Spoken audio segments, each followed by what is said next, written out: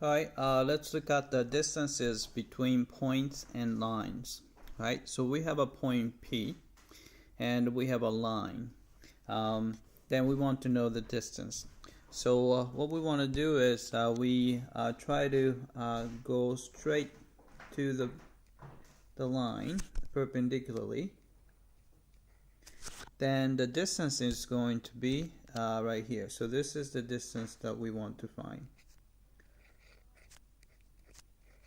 Right. So let's find the distance. So we can visualize right triangle right here. Alright. Then the angle, I'm going to call this angle theta right there. Right. Then what we can do is this is just going to be, if you know the distance between QP, so I'm going to say magnitude of vector QP, right? Then all we have to do is just multiply by sine of theta. So I'm going to just write it here. So we want the D to be the magnitude of vector QP times sine of theta. Right, and just like distance between point and plane, I'm going to normalize the direction vector. So I'm going to use a unit direction vector u, which is just going to be vector v divided by its own length, right, own magnitude, right? So what we can do is I'm going to squeeze, so since vector u has a unit length, so the magnitude is always 1. So we can write it as magnitude of u, because this is going to be 1, so it's not going to really change the value, right? But you can see that this is the magnitude of the cross product. So you can think of a cross product PQ and U, and then you take the magnitude, right? Since we're talking about distance, maybe it's safer to say I'm going to take the absolute value of this value because it could be negative. So we have that, right? Then so we can find the distance by just taking the magnitude of the cross product between QP and the unit direction vector of the line, right? So let's do that. All right. First, we need to find Q. So Q. All right. Q shows up right here. It's negative. If it's negative 3, so it's going to be 3, 4, negative 1. Right? So it shows up here, here, and then negative 1 from here. Right? Then we can find the vector QP. So find the vector QP. Alright, so it's going to be QP, so 2 minus 3 is negative 1, 5 minus 4 is 1, and a 1 minus negative 1, so it's adding 2. Right? And the direction vector V is shows up right here.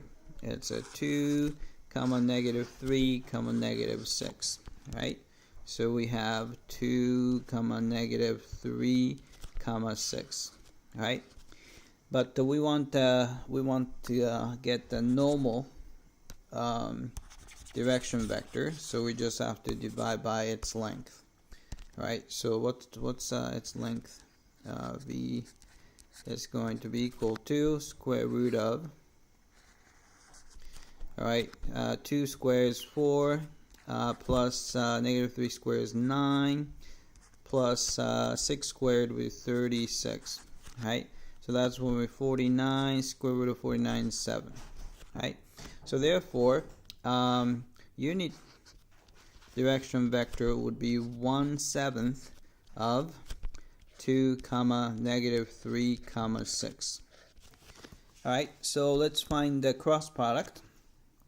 So you do QP cross product with U. Right? So 1/7 is just a constant, so I just put it in front.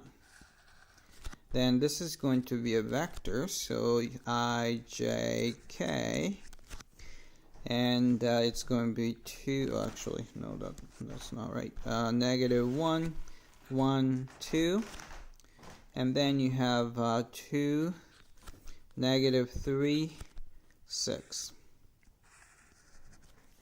Alright, so then this is going to be equal to, alright, so 1/7 just in front.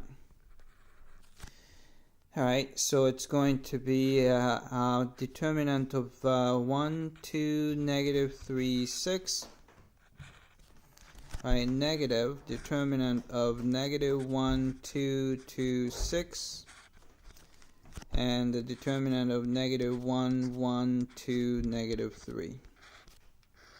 Alright, so this is going to be equal to 1/7. Alright, it's going to be 6 minus negative 6, so it's going to be 12. Negative, let's see, negative 6 minus 4, so negative, so positive, let's see, positive 10. Alright, so it's going to be 3 minus 2, so it's going to be just 1. Right? So if you want to know the distance, D is going to be magnitude of that. So 1/7 is still there. And the magnitude of that is square root of, so 12 squared would be 144, plus 10 is 100, plus 1 squared would be 1. So this is going to be 1/7, square root of 245. Alright, what's 245? 245. There's 5 in there, so 4 and 9 and 7 in there, 7 in there. So it's going to be 1/7 times, this is a 7 square root of 5. So you can see that the 7's cancel out, so it is square root of 5. Right? So this is the distance between the point P and the given line. Alright, that's it. I hope that this was clear.